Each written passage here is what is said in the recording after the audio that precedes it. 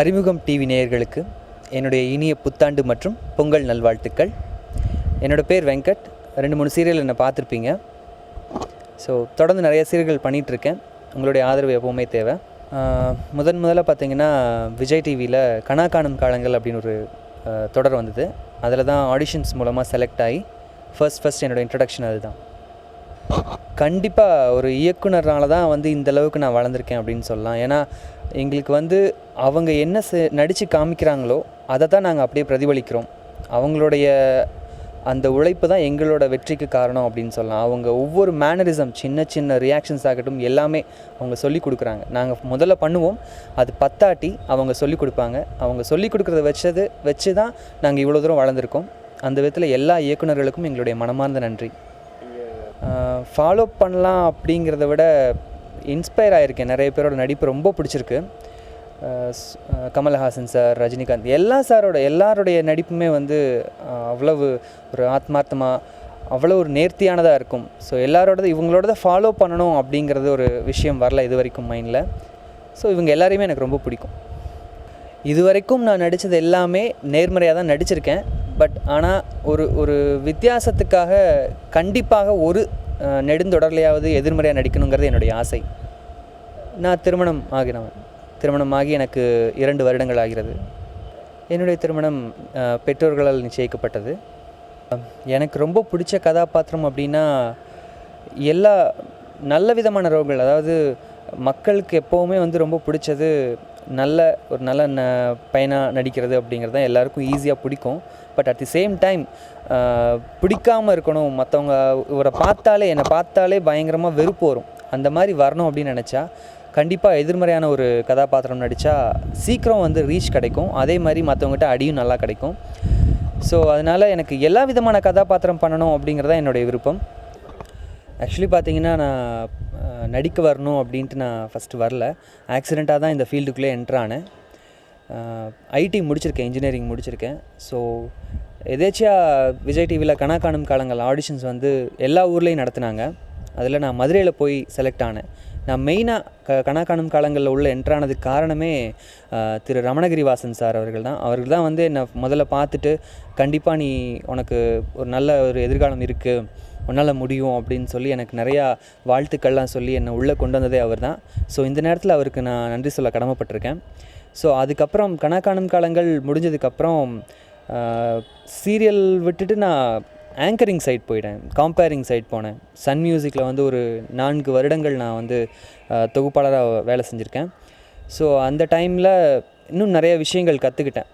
ஏன்னா அது நேரலை நிகழ்ச்சி அப்படிங்கிறதுனால எப்படி சமாளிக்கலாம், ஏதாவது பிரச்சனைகள் வந்தால் நிறைய பிரச்சனைகள் வரும். அந்த சமயத்தில் பாட்டு ப்ளே ஆகாமல் போகும், இல்லை யாராவது லேட் பண்ணலாம். அந்த மாதிரி டைமில் நாங்கள் ஏதாவது பேசி சமாளிக்கணும். அந்த மாதிரி விஷயங்கள்லாம் வரும்போது மேனேஜ் பண்ணிக்கிறதுக்கூடிய ஒரு யோசனைகள்லாம் எனக்கு அந்த டைமில் வந்தது. அதில் ஒரு நிறைய எக்ஸ்பீரியன்ஸ் கெயின் பண்ணேன். ஸோ 4 வருஷம் முடிஞ்சதுக்கப்புறம் திருப்பியும் நான் சீரியல் லைஃப்பில் என்ட்ரானேன்.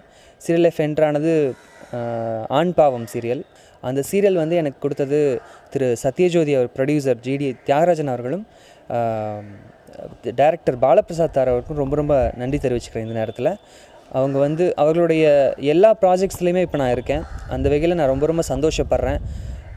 அவங்க தான் எனக்கு நான் இந்தளவுக்கு வந்திருக்கேன் அப்படின்னு காரணம் பார்த்திங்கன்னா கண்டிப்பாக திரு சத்யஜோதி ப்ரொடியூசர் அவர்கள் மட்டும்தான்.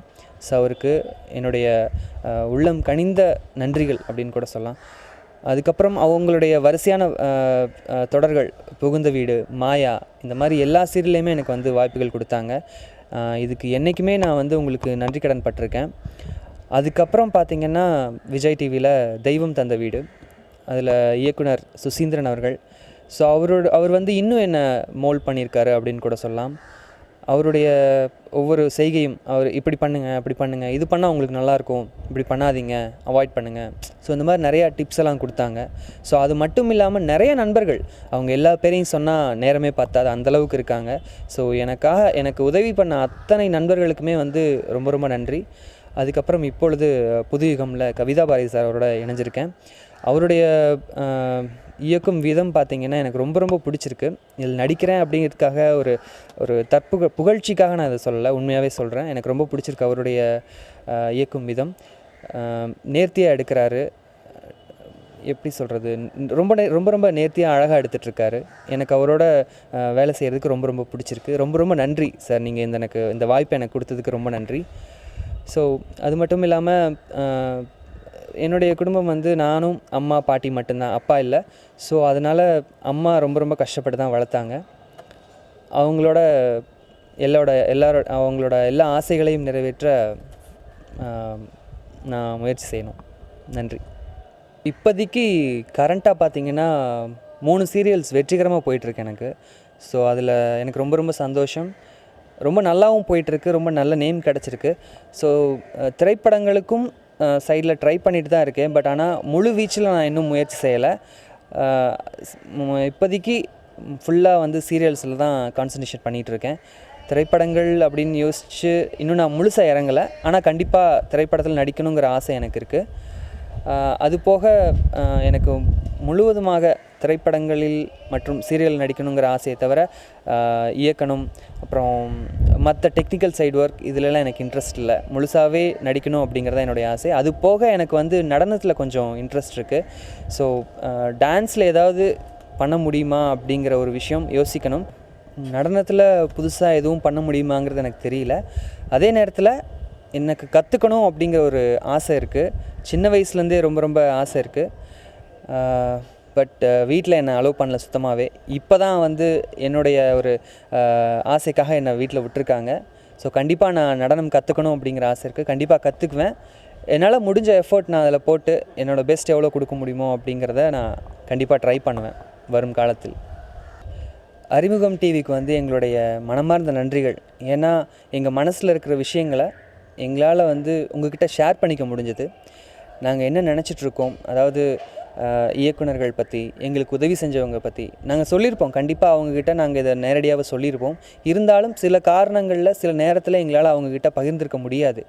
அந்த விஷயங்கள்லாம் மறந்து உங்கள் மூலிமா, அறிமுகம் டிவி மூலிமா அவங்கக்கிட்ட எங்களுடைய மனசில் இருக்கிறத நாங்கள் ஷேர் பண்ணியிருக்கோம். அதை நினச்சி எங்கள் ரொம்ப சந்தோஷமாக இருக்குது. ஸோ அதுக்கு வாய்ப்பளித்த அறிமுகம் டிவிக்கு ரொம்ப நன்றி. மீண்டும் ஒரு முறை அறிமுகம் டிவி நேயர்களுக்கு இனிய புத்தாண்டு மற்றும் பொங்கல் நல்வாழ்த்துக்கள். நன்றி. ஃபஸ்ட்டு என்ன சொல்கிறது, அதுக்கப்புறம் டைம் என்னால் முடிஞ்ச எஃபோர்ட் டான்ஸில் என்னால் என்ன பண்ண முடியும் அப்படிங்கிறது.